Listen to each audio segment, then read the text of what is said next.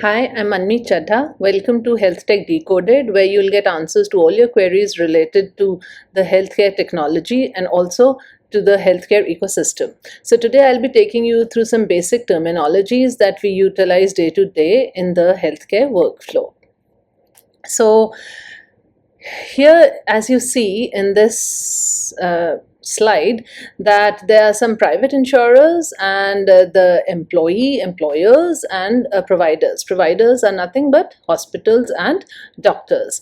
So what is a private insurer? Is the company that would provide basic plans, healthcare plans, after the employer starts paying premiums to the private insurers for the employee.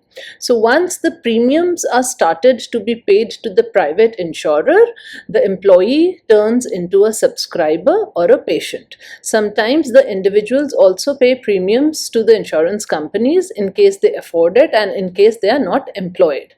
So once the subscribers and patients are they follow the healthcare plans, that's when the healthcare coverage starts and they start visiting the providers or the hospitals or the doctors. When they visit these providers, they have to pay an amount which is a co-payment amount which has to be paid with every visit that they do to a doctor. Then there is a deductible amount which a patient has to pay, because that's the patient's share of payment to actually avail the healthcare benefits. To start availing the healthcare benefits from an insurance company, a deductible amount per year has to be paid.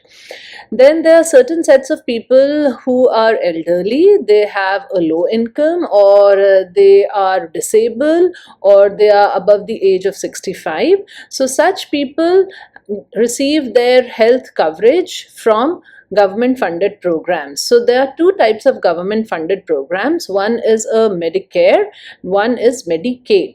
So Medicare is a federal funded healthcare program, and it's for people above a certain age group of 65 years, and it's for people who are disabled, and it covers a broad range.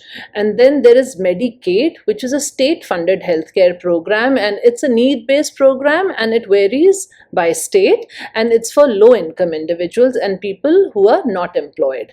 So once these healthcare programs provide healthcare coverage, such patients can visit the doctor, and again, as we've seen earlier, these patients have to provide co-payments and deductibles. So together, the government insurers and the private insurers, they form insurance agencies, which in turn start paying claim payments to the providers after the visits of the patients have happened.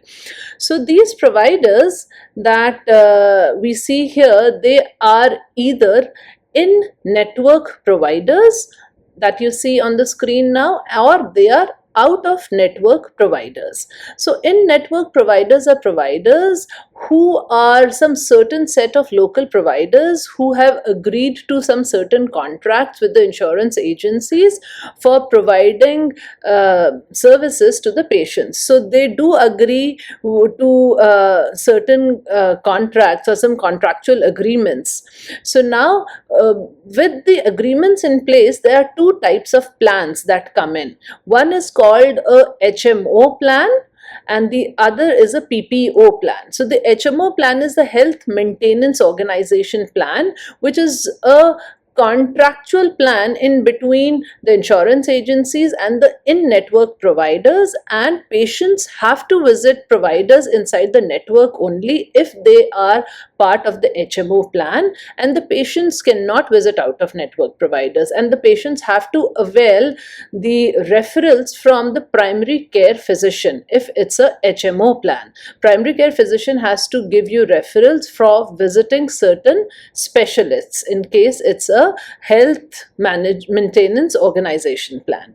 So then there's another plan which is the PPO plan, which is the preferred provider organization plan, and in this case there are instances where patients may visit the out of network providers in case you are traveling or in case you do not have access to your in network providers for some or the other reason. So the patients from the preferred provider organization plan can visit out of network providers. In that case, you just have to pay a slightly higher amount of co-payment or deductible if it's an out of network provider that you are visiting. So the out of, you can still visit such providers, and you have to pay high insurance, co-insurance, or the co-payment amount or the deductible amount.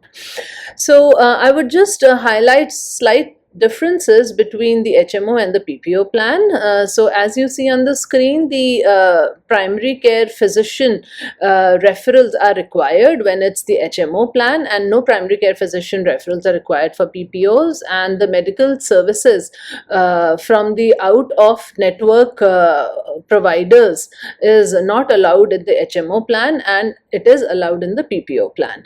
And then monthly premiums, again, as because HMO is not as flexible, the monthly premiums are low and they are high for PPOs because it's flexible.